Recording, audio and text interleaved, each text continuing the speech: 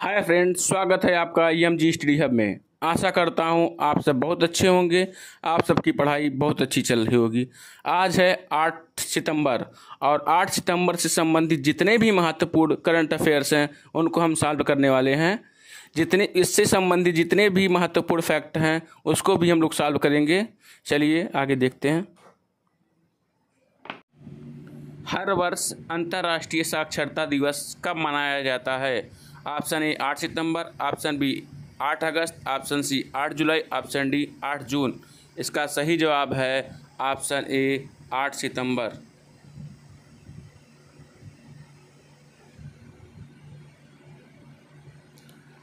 प्रत्येक वर्ष 8 सितंबर को अंतर्राष्ट्रीय साक्षरता दिवस मनाया जाता है। 26 अक्टूबर 1966 को यूनेस्को के आम सम्मेलन के 14वें सत्र में घोषित किया गया था। शिक्षा मंत्रालय द्वारा हाल ही में आयोजित स्मार्ट इंडिया हैकाथन 2022 के विजेताओं को कितने रुपए का पुरस्कार मिलेगा? Option A 1 lakh, option B 2 lakh, option 3 12 lakh, option D 10 lakh. इसका सही जवाब होगा ऑप्शन ए 1 लाख। शिक्षा मंत्रालय द्वारा आयोजित स्मार्ट इंडिया हैकाथन SIH 2022 के ग्रैंड फिनाले राउंड में प्रथम पुरस्कार जीतने वाले अपने छात्रों की सराहना करते हुए MIT कला, डिजाइन और प्रौद्योगिकी विद्यालय ने हाल ही में नगद पुरस्कार से सम्मानित किया। हाल ही में भारत, ब्रिटेन ने कितने देशों के लिए कराया साइबर हमले से निपटने के लिए रैंसमवेयर सुरक्षा अभ्यास? इसका सही जवाब होगा ऑप्शन सी। 26 देशों को भारत ने ब्रिटिश सरकार के सहयोग से कंप्यूटर वायर के जरिए ऑनलाइन कंप्यूटर प्रणाली पर एक बड़े साइबर हमले से निपटने की तैयारी कराने के लिए रैंसमवेयर सुरक्षा अभ्यास का ऑनलाइन आयोजन किया है। विश्व भौतिक चिकित्सा दिवस सितंबर में कब मनाया जाता है? ऑप्शन ए 2 सितंबर, ऑप्शन बी 11 सितंबर, ऑप्शन सी 8 सितंबर, ऑप्शन डी 16 सितंबर। इसका सही जवाब होगा ऑप्शन सी 8 सितंबर।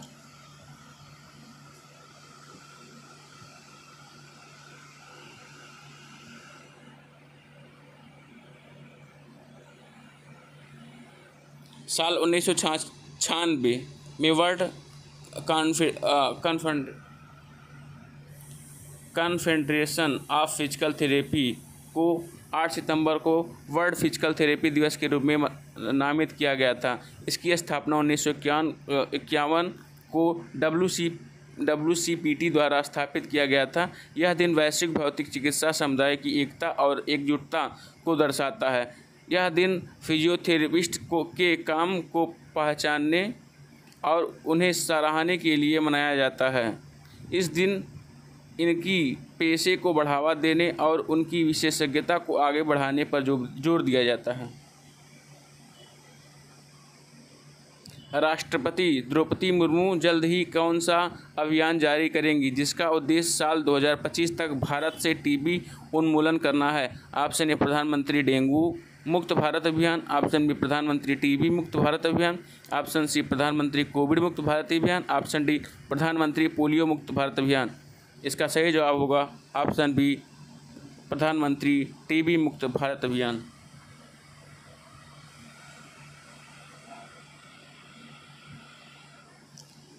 माननीय राष्ट्रपति 2025 तक देश में टीबी को समाप्त करने के लक्ष्य को प्रोत्साहन देने के लिए 9 सितंबर को प्रधानमंत्री टीबी मुक्त भारत अभियान का शुभारंभ करेंगी।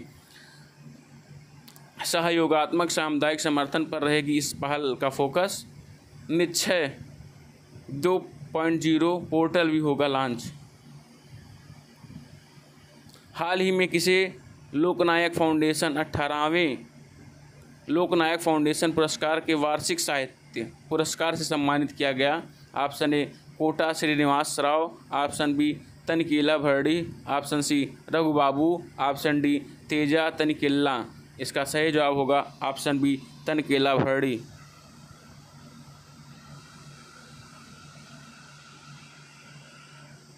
तनकेला भरड़ी तेलुगु लेखक और अभिनेता तनकेला भरड़ी को हाल ही में आंध्र प्रदेश के विशाखापट्टनम के कला भारती सभागार में हुए एक पुरस्कार समारोह में लोकनायक फाउंडेशन 18वें लोकनायक फाउंडेशन पुरस्कार के वार्षिक साहित्य पुरस्कार से पुरस्कृत किया गया। हाल ही में बिरजू शाह का निधन हो गया। उनका संबंध था खेल से, फिल्म से, साहित्यकार से, विज्ञान से। इनका सही जवाब होगा ऑप्शन ए, खेल से।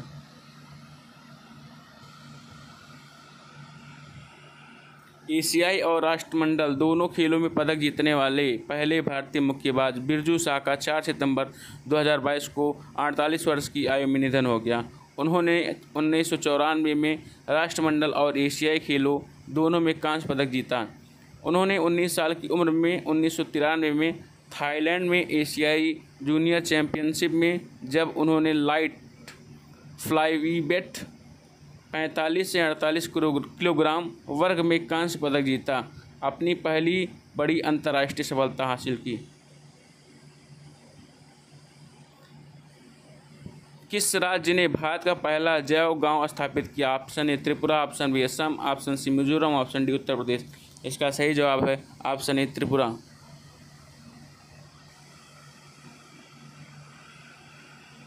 त्रिपुरा सरकार ने 10 गांव को सफलतापूर्वक एक जैव गांव में बदल दिया है। इसके साथ त्रिपुरा एक संशोधित जैव ग्राम स्थापित करने वाला देश का पहला राज्य बन गया है।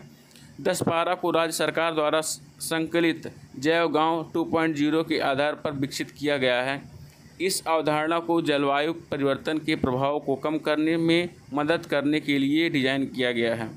राज्य सरकार की योजना कम से कम 100 जैव गांव स्थापित करने की है। किस राज्य के मुख्यमंत्री ने छात्राओं के लिए पुदुमाईपेन योजना शुरू किया है? Option A Tamil Nadu, option B Maharashtra, option C Uttar Pradesh, option D Madhya Pradesh. इसका सही जवाब है ऑप्शन ए तमिलनाडु।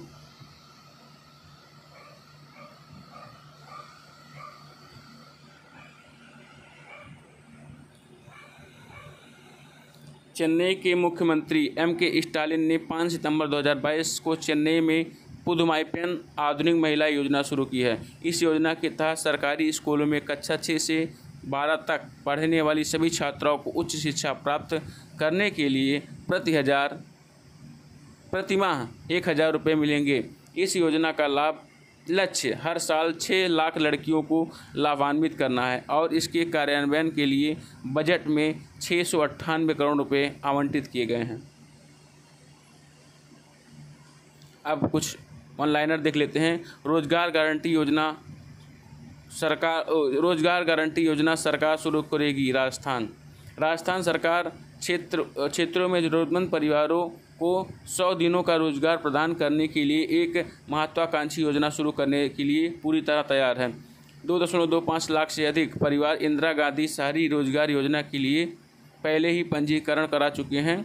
18 से 60 आयु वर्ग के लोग इस योजना में हिस्सा ले सकते हैं।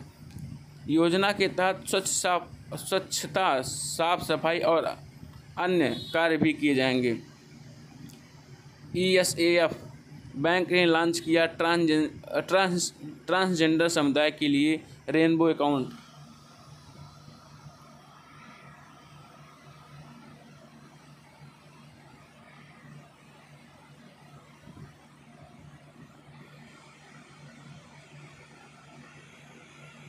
भारतीय रिजर्व के बैंक ने 2015 में बैंकों को अपने सभी फॉर्म और आवेदनों में से एक अलग कॉलम थर्ड जेंडर शामिल करने का निर्देश दिया था।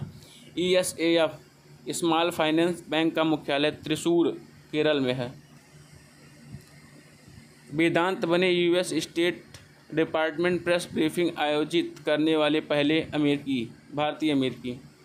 भारत की NSCS एंड UK सरकार ने साइबर सुरक्षा अभ्यास आयोजित किया। 7 सितंबर को कर्तव्य पथ का उद्घाटन करेंगे प्रधानमंत्री नरेंद्र मोदी। UK कैबिनेट में गृह सचिव के रूप में शामिल हुए सुएला ब्रेवरमैन। पूरा वीडियो देखने के लिए धन्यवाद। भगवान